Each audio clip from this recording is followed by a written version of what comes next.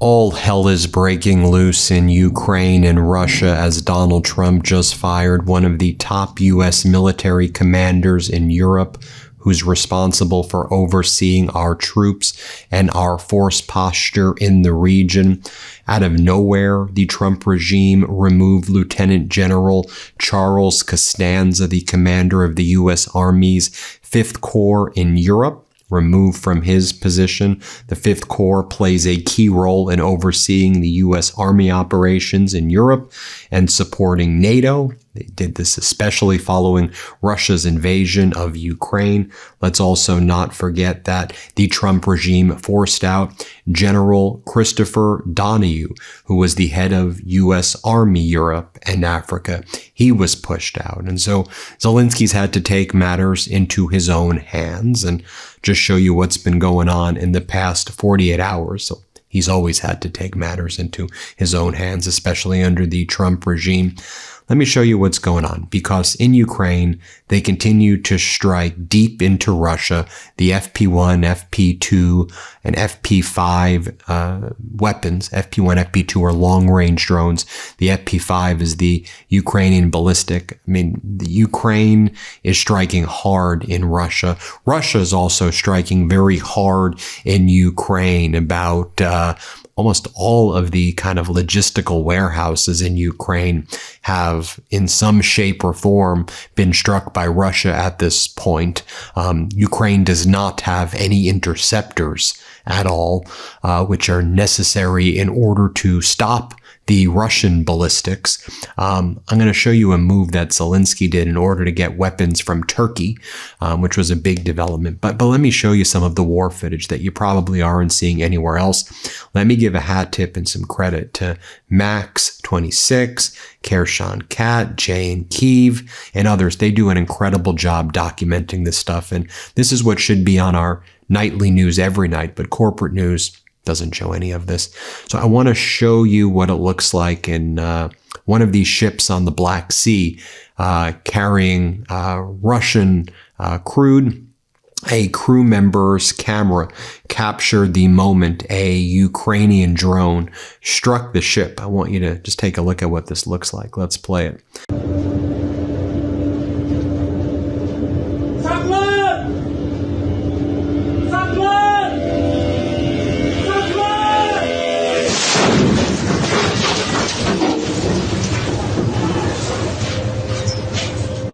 And then I'll show you the crew of a Ro-Ro cargo ship in the Black Sea filming this Ukrainian Shahed-like strike drone passing extremely close to the vessel as well. And all of these Russian ships in the Black Sea, this is what they're dealing with now on a day-to-day basis. You can see it. Let's play it. Abi baştan vuracak, kaç. Vallahi geliyor. Abi baştan vuracak, kaçın. Kaçın. Kaçın. Baştan vuruyor, geliyor.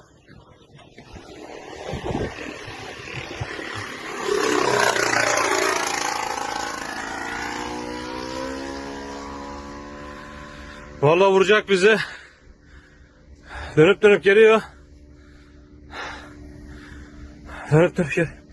Now here's a Ukrainian kamikaze drone flying extremely low, very low altitude over the Chekhov area in Russia's Moscow region.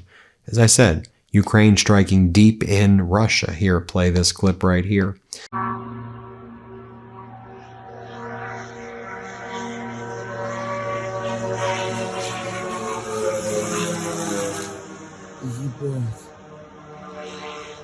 You know, and I'll show you what the Russians have to do. I'll show you these Russian troops firing with rifles at the incoming Ukrainian kamikaze drones. They managed to strike this one down, but just so you can see for yourself, this is what it looks like right here. So you can see how they have to shoot down these drones at this point. Here, let's play it.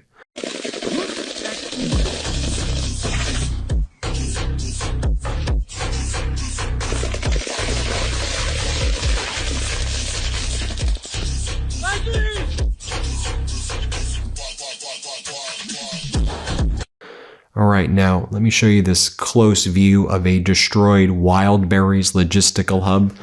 that was destroyed by Ukraine in the past 72 hours. This is the Alexin hub. It was filmed by an employee who arrived at work for the morning. I'll show you this right here.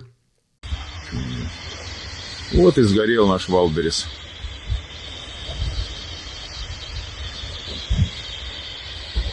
And here's, I'm going to show you the B-roll of this one, is a wild berries hub going up in flames near St. Petersburg. For those who have been keeping track, so wild berries, just so you know what they are, it's not actually berries. It's like they're Amazon in Russia. And it's utilized in addition to making consumer products the way Amazon does. It's also used for military products, right? It has dual use.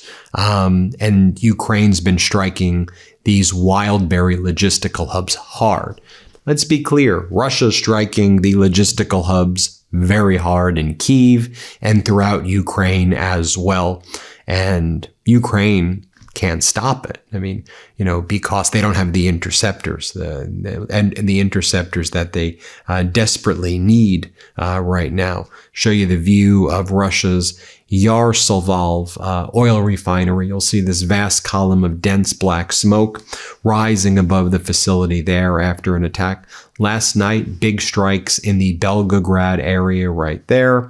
Russia's Serzan oil refinery heavily ablaze in the morning as well, based on Ukrainian drone strikes. I'll show you Belgorod right here. And I'll show you this moment also. We could just show the B-roll as well. Hit an arms depot, and so you had the weapons that were in the arms depot flying basically everywhere. You can see for yourself. Now, I'll show you this over here, detailed footage of the recent Ukrainian deep strike attack on Russia's Slavneftyanos oil refinery in Yaroslavl. And what you'll see over here is, the attempts to try to shoot this down, but it was not happening. Here, I'll show you this so you can see for yourself. Let's play it.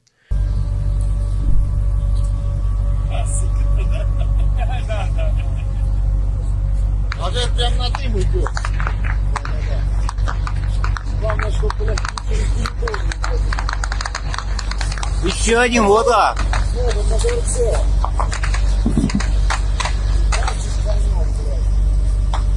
Хуя себе, блядь.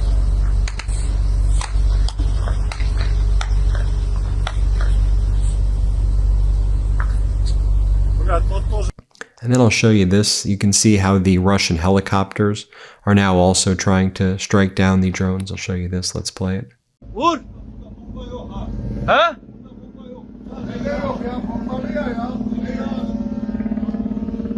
What?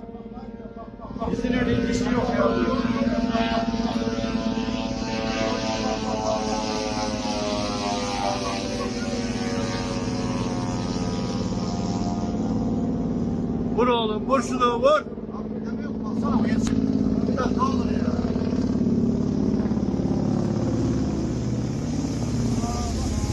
So here was some big news yesterday as well. So Ukraine is set to receive 70 of the M39 ATACMS missiles from Turkey, alongside 12 M270 launchers, 2,524 M26 rockets, and 47,000 cluster artillery shells. So the U.S. had sold this equipment previously to Turkey. Now Turkey is leveraging its relationship with Trump because Trump looks up to Erdogan, authoritarian in Turkey. But Erdogan was able to get this right over here to Ukraine. Now Erdogan has his ambitions in the region. He just struck a military compact with Saudi Arabia and Pakistan, and so broader territorial ambitions there for Erdogan as well. And so that's part of the story. So this was a way to, allow Zelenskyy to get the weapons, even though Trump didn't want to provide them directly to Zelenskyy. And these ATACMS are very much necessary for Zelenskyy. Show you this B-roll Ukrainian drone footage showing a strike drone continuing toward the Russian Shadow Fleet-linked targets near Geldenzek while a Pantsir S-1 fires 3 missiles and fails to intercept it. It's big, though, that Zelenskyy got those ATACMS, eh? So here's what Zelenskyy was saying yesterday. He said the following: "We have no choice but to rebuild our own industry from scratch.